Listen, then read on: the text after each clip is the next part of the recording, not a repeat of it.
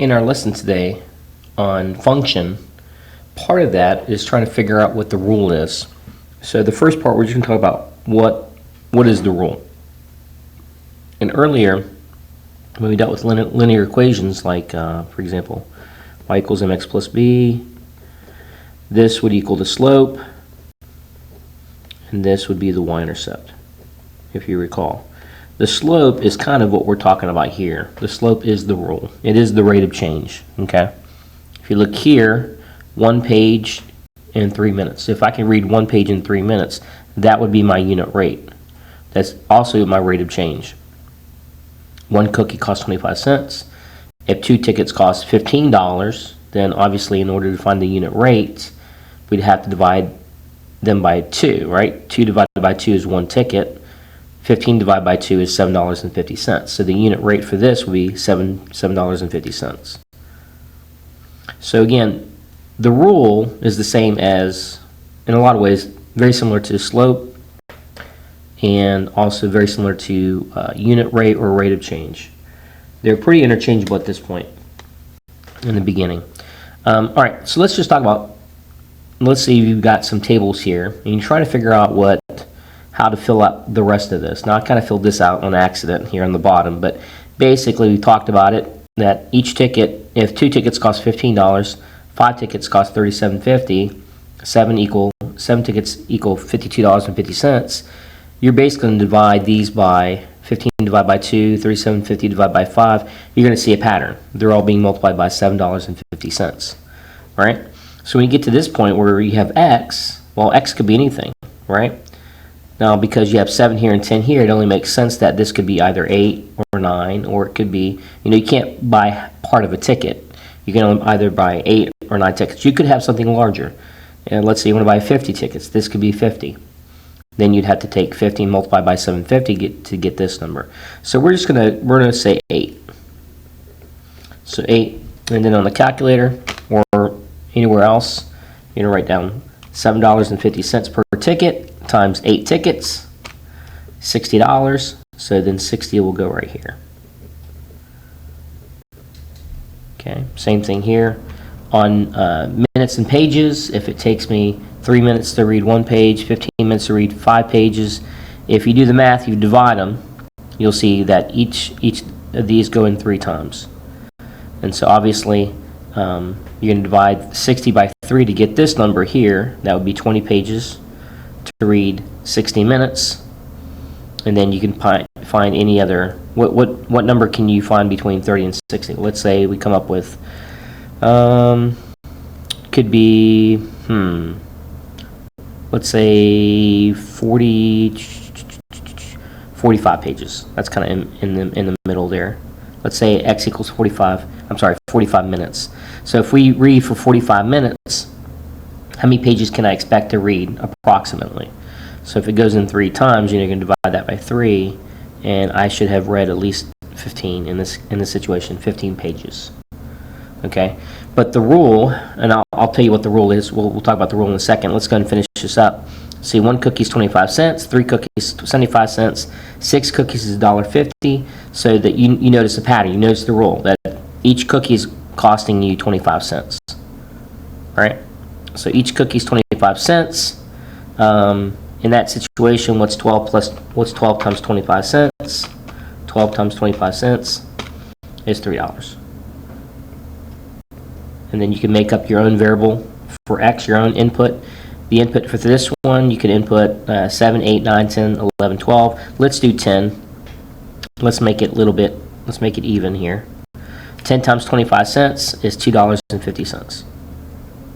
So the question here is, what is the rule? What is the rule? I remember this is your input. This is also known as x, and this is your output, your cost, also known as y. So your input is usually the first number that you see, the first column. If it was going this way, it would be the top, the bottom would be the output.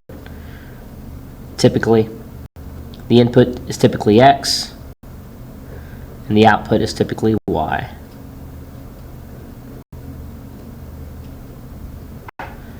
And so let's talk about the rule real quick. So if we made, sorry, I'm running out of room here. And again, if this grid paper is bothering you, let me know in the comments, and we'll go to regular notebook paper, or maybe just copier paper, so that way these lines don't confuse you.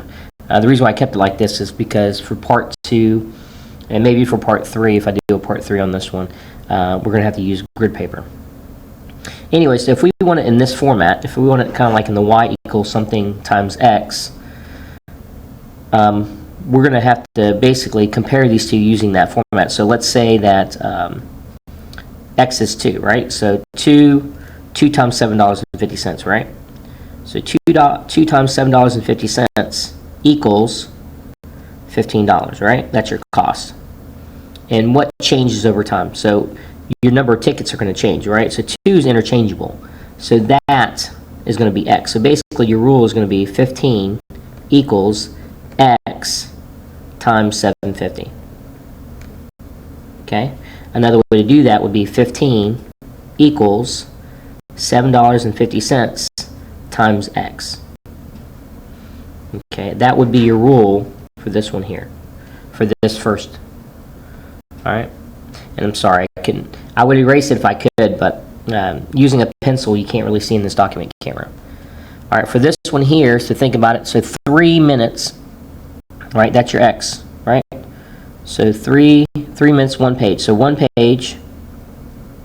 One page equals 3 minutes, right? So the problem here is I would have to multiply this times 3. 3 times 1 equals 3, right? You see what I'm saying? This is y, this is x. So that doesn't make a whole lot of sense. So what could we do here? We could take let's put y back here. So y, so 1 equals 3 divided by 3. Right? We're basically dividing all the minutes here by 3 to get the number of pages, correct? So like again, so this would be 5. 5 pages means that if it takes me 3 minutes per page, and I've read for 15 minutes, I take 15 divided by 3 to get 5. So based on that understanding, you can begin to see what the rule is going to be. So y equals, and what's interchangeable? The 3 and the 15. You see how that changes? But what's constant? What stays the same? What's the rule? That stays the same. 3 doesn't move. 3 doesn't change. X is change, right? 3, 15, 30, 45, 50, 60, sorry. So X is going to go on top. So this is going to be your rule for that table. And then here, 1 cookie costs 25 cents. Your output, so again, just plug it in. So good. Let's take a look and see what this would end up being. So 1 cookie, right? So that's your X. 1 times what equals 0.25? Well, obviously 0.25. Times 1 equals 0.25. Let's do 3. So 3, let me switch them around. So 3 times a cookie, right? So basically like 3 cookies equals 75 cents. So again, y goes here, that's your cost.